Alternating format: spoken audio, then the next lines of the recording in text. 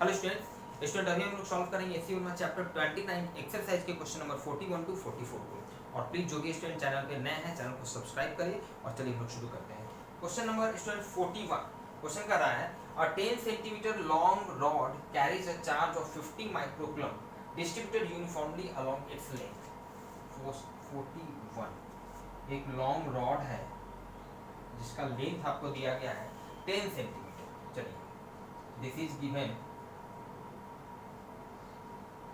10 centimetre नो कुछ इस तरह का सिचुएशन है। और इस पर टोटल 50 माइक्रोकूलम का चार्ज जो है वो यूनिफॉर्मली डिस्ट्रीब्यूटेड है लाइक कुछ इस तरह का। चलिए ठीक है। अलोंग इट्स लेंथ क्वेश्चन आगे करना है find the magnitude of the electric field at a point 10 centimetre from both the ends of the rod. एक ऐसे पॉइंट पर इलेक्ट्रिक फील्ड निकालना है जो पॉइंट आपका दोनों एंड से सेम डिस्टेंस पे है। कितने लेंथ पे है? 10 सेंटीमीटर। दोनों एंड से 10 सेंटीमीटर। ऑब्वियस स्टूडेंट आप समझ सकते हैं ये पॉइंट जो है इसके परपेंडिकुलर बाइसेक्टर के अलोंग होगा, क्योंकि परपेंडिकुलर बाइसेक्टर पर जो पॉइंट होगा वही पॉइंट जो है दोनों एंड से इक्वल डिस्टेंट होगा, सेम डिस्टेंस पे होगा। क्लियर है स्टूडेंट? चलिए ठीक है। इसका मतलब यहाँ पे ये जो पॉइंट है ये तो इसके परपेंडिकुलर बाइसेक्टर के अलोंग होगा, ये तो क्लियर बात है। और क्वेश्चन में आपको ये दिया हुआ है, ये लेंथ आपका दिया हुआ है दिस इज 10 सेंटीमीटर और ये भी आपको लेंथ दिया हुआ है, ये length this is also given 10 centimetre. Clear है स्टूडेंट? नाउ अब चूंकि ये परपेंडिकुलर बाइसेक्टर पे ये लाइन होगा तो ये पॉइंट होगा, तो आप समझ सकते हैं कि ये दोनों इक्वल 5 सेंटीमीटर 5 सेंटीमीटर हो जाएगा। मतलब ये भी आपका हो जाएगा 5 सेंटीमीटर और ये भी हो जाएगा 5 सेंटीमीटर। इस पर टोटल जो चार्ज दिया हुआ है, टोटल चार्ज Q जो यूनिफॉर्मली डिस्ट्रीब्यूटेड है उसका वैल्यू दिया हुआ है दिस इज 50 माइक्रोकूलम। तो इस पॉइंट पर इलेक्ट्रिक फील्ड का वैल्यू निकालना है स्टूडेंट। इस चीज को बहुत ही डिटेल से हम लोग थ्योरी में देख चुके हैं। थ्योरी में हम आपको बताए थे वहाँ पे, और इनफैक्ट जिसका लिंक आपको डिस्क्रिप्शन बॉक्स में मिल जाएगा, वहाँ पे आपको हम बताए थे। याद कीजिए, अगर कोई इस तरह से यूनिफॉर्मली चार्ज रॉड है, एक यूनिफॉर्मली चार्ज रॉड है, उसका एक जनरल फॉर्मूला आपको हम रिकॉल कराएं जिसको हम वहाँ पे ड्राइव किए थे। एक जनरल फॉर्मूला इनफैक्ट हम लोग ड्राइव किए थे। अगर ये अलग अलग एंगल अल्फा और बीटा के लिए उसका एक्स कंपोनेंट वाई कंपोनेंट निकाले थे, सारा आपको डिटेल वहाँ पे मिल जाएगा। जो स्टूडेंट देखे उनको याद आ रहा होगा। तो परपेंडिकुलर बाइसेक्टर पर किसी पॉइंट जो कि से r डिस्टेंस पे हो, उसके लिए इलेक्ट्रिक फील्ड का जो वैल्यू होता है this is 2k lambda by r sin alpha, जहाँ पे ये अल्फा ये एंगल होता है, ठीक है। 2k lambda by r sin alpha, ये स्टैंडर्ड फॉर्मूला वहाँ पे आप देख सकते हैं, लिंक आपको मिल जाएगा।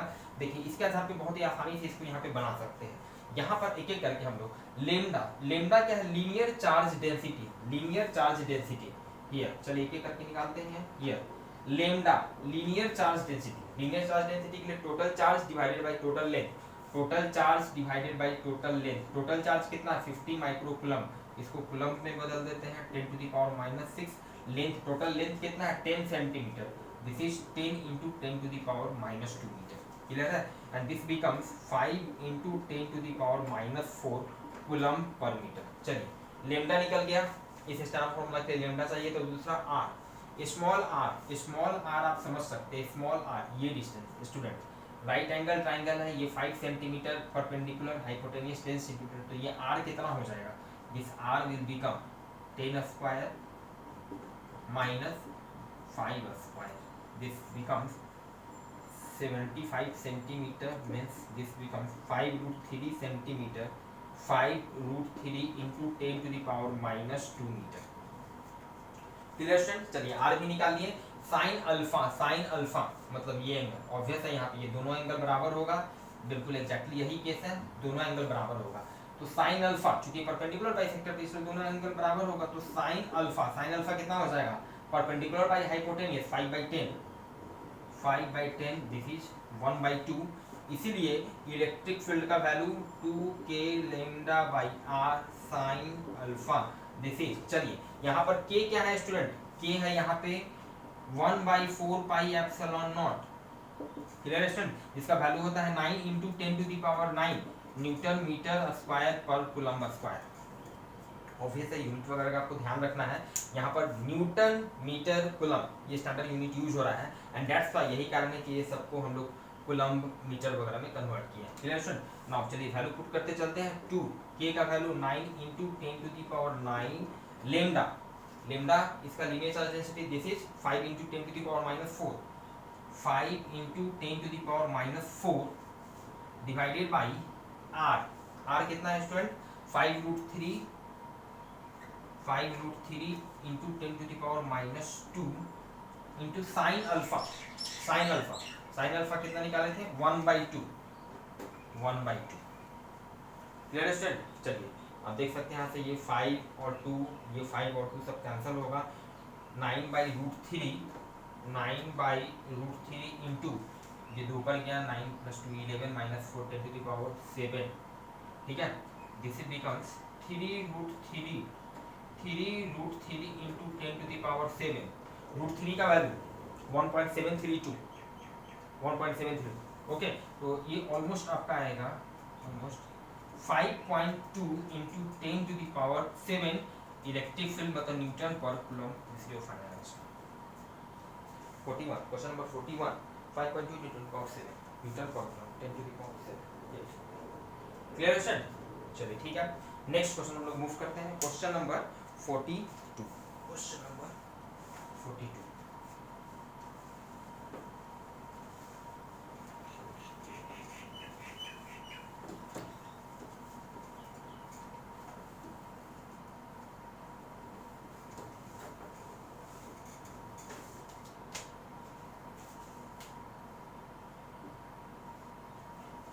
Consider a uniformly charged ring of radius capital R। एक यूनिफॉर्मली चार्ज रिंग है जिसका रेडियस कैपिटल आर है। यूनिफॉर्मली चार्ज रिंग है जिसका रेडियस कैपिटल आर है। Find the point on the axis where the electric field is maximum. इसके axis पर किस पॉइंट पर इलेक्ट्रिक फील्ड मैक्सिमम होगा। स्टूडेंट बहुत डिटेल से अगेन इस चीज़ को हम लोग ड्राइव कर चुके हैं, थ्योरी में आपको बता चुके हैं, जिसका लिंक आपको नीचे डिस्क्रिप्शन बॉक्स में मिल जाएगा, वहाँ पे आप जाके देख सकते हैं। No need to drive at all. इसको यहाँ पे हम बिल्कुल ड्राइव नहीं करने जा रहे हैं। इसका आंसर क्या होगा? किस पॉइंट पे इलेक्ट्रिक फील्ड का वैल्यू मैक्सिमम होता है, तो इसका आंसर होता है R/√2। इस पॉइंट पर इलेक्ट्रिक फील्ड का वैल्यू मैक्सिमम होगा। इलेक्ट्रिक फील्ड का वैल्यू क्या होगा, कैसे ये इस वैल्यू पे हम पहुंचे हैं, वो सारा डिटेल आपको वहाँ मिल जाएगा। Clear student. चलिए मूव करते हैं नेक्स्ट क्वेश्चन, क्वेश्चन नंबर 43।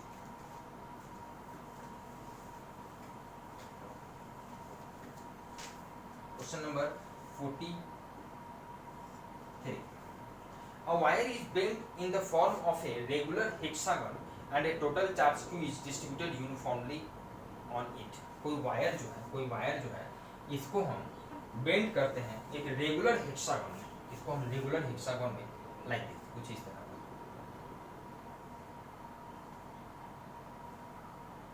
से एक रेगुलर हेक्सागन में हम इसको बेंड कर दिए। is distributed uniformly। What is the electric field at the center? Center पे electric field क्या होगा? You may answer this part without making any numerical calculations। Obvious है। क्या किया कि इसको यूनिफॉर्मली इस पे एक हेक्सागन में इसको हम बदल दिया और इस पे चार्ज हम यूनिफॉर्मली डिस्ट्रीब्यूट कर दिए चार्ज स्टूडेंट। तो इसके सेंटर पे इलेक्ट्रिक फील्ड क्या होगा? ऑब्वियस है 0 होगा। इस चीज़ को थ्योरी में भी बता चुके हैं और यहाँ बहुत आसानी से समझ सकते हैं। आप कोई भी एक कंसीडर कर लीजिए, कोई एक चार्ज, एक छोटा चार्ज। इस छोटे चार्ज के चलते जो इलेक्ट्रिक फील्ड यहाँ पर होगा, एग्जैक्टली इस चार्ज के सामने एक दूसरा चार्ज कंसीडर कर लीजिए, उतना ही वैल्यू का इलेक्ट्रिक फील्ड इसके चलते भी यहाँ पे होगा। क्लियर है। तो दोनों क्या है, एक दूसरे को कैंसिल कर देगा, नेट इलेक्ट्रिक फील्ड 0। ठीक है। उसी तरह मान लिया एक चार्ज आप यहाँ पे कंसीडर किए, इसके चलते जो इलेक्ट्रिक फील्ड यहाँ होगा, इसके सामने एग्जैक्ट एकदम यहाँ पे इस तरह से कैलकुलेट कर दीजिए। तो ओवरऑल आपको मिलेगा कि नेट इलेक्ट्रिक फील्ड फाइनली जो है आपका 0 हो जा रहा है और इसमें किसी भी तरह का कोई कैलकुलेशन करने का जरूरत नहीं। Clear student. तो इसका answer is 0। Net electric field कितना होगा? 0। Question number 43। चल मूव करते हैं नेक्स्ट क्वेश्चन नंबर 44।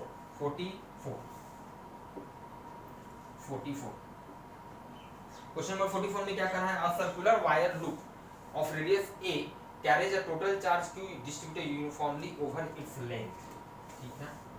एक सर्कुलर वायर लूप इस तरह से जिसका इसका रेडियस आपको दिया गया है, रेडियस आपको दिया गया है small A carries a total charge capital Q, और टोटल चार्ज कैपिटल क्यू को यूनिफॉर्मली इस पर डिस्ट्रीब्यूट कर दिया गया है, यूनिफॉर्मली डिस्ट्रीब्यूट कर दिया गया है, यूनिफॉर्मली डिस्ट्रीब्यूट कर दिया गया है ओवर इट्स लेंथ।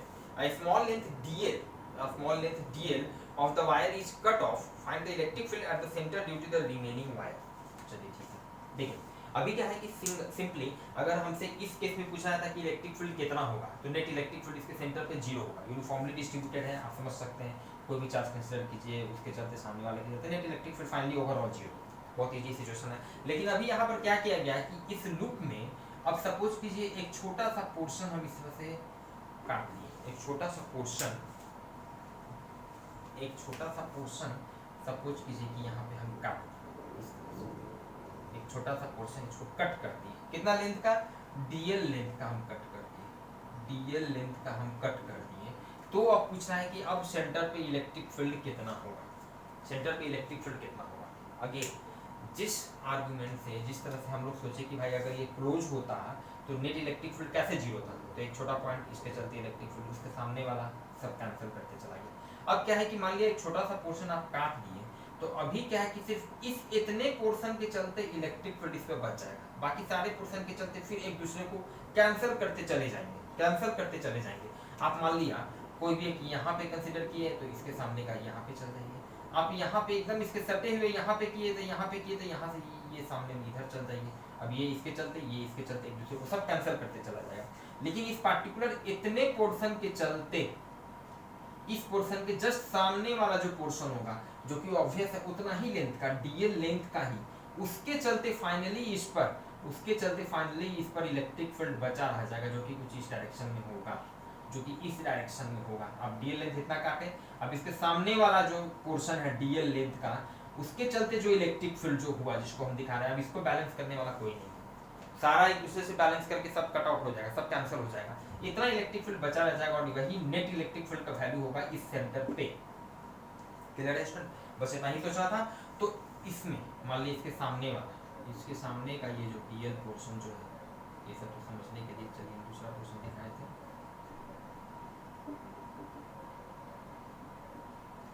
ये जो dl पोर्शन है, dl पोर्शन जो है, चलिए अब इसमें मान लिया ये dl पोर्शन है, देखिएगा इसके चलते सिंपल इस dl लेंथ में जो चार्ज है उसी के चार्ज के चलते यहाँ पे इलेक्ट्रिक फील्ड निकाल देना है, बहुत ही आसान है। देखिए इसका टोटल लीनियर चार्ज डेंसिटी हम निकाल सकते हैं, रिंग है, सर्कुलर रिंग है, इस पे लीनियर चार्ज डेंसिटी मतलब लेमडा, लेमडा यहाँ हम निकाल सकते हैं। ये लेमडा कितना होगा, total charge divided by total length, इसका total charge divided by total length, total charge q और टोटल लेंथ इसका रेडियस कितना था ये स्मॉल a, तो टोटल लेंथ कितना हो गया 2 pi a, charge per unit length, हर यूनिट लेंथ में अब इतना चार्ज है, हर यूनिट लेंथ में इतना चार्ज है। मान लेते हैं इस dl लेंथ में अगर dq चार्ज होगा, इस dl लेंथ में dq चार्ज होगा, तो dq ये चार्ज होगा कितना, तो यूनिट लेंथ में इतना चार्ज है, लीनियर चार्ज डेंसिटी निकाल चुके हैं, इसलिए dq लेंथ में कितना चार्ज होगा lambda dl, simple dl length में कितना चार्ज होगा, तो लेमडा dl, यही चार्ज को हम dq लिख रहे हैं, means q dl divided by 2 pi a। Clear है student? So net electric field at centre, अब सिंपल इस dq चार्ज के चलते सेंटर पे जो इलेक्ट्रिक फील्ड होगा वही पूरे रिंग के चलते आप कर सकते हैं, कितना हो जाएगा dq चार्ज के चलते, सिंपल पॉइंट चार्ज q के चलते कितना होता है kq by a square, kq by a square, यहाँ पर लेंथ ये a ही है, इसका radius means k dq by a square, k का वैल्यू स्टूडेंट होता है this is 1 by 4 pi epsilon, उसी को k के फॉर्म में हम लोग याद रखे हुए हैं, डायरेक्ट 1 बाई 4 पाई एप्सिलॉन पे आप लिख सकते हैं। dq कितना है q dl by 2 pi a into a square, पहले से a स्क्वायर, क्लियर है? इसको सिंप्लीफाई करते हैं q dl divided by 8 pi square epsilon not a q, this is your final answer. Clear sir? Question number 44 q dl 8 pi square epsilon not a q। Clear sir? तो मिलते हैं फिर next class में next questions के solution के साथ। Thank you.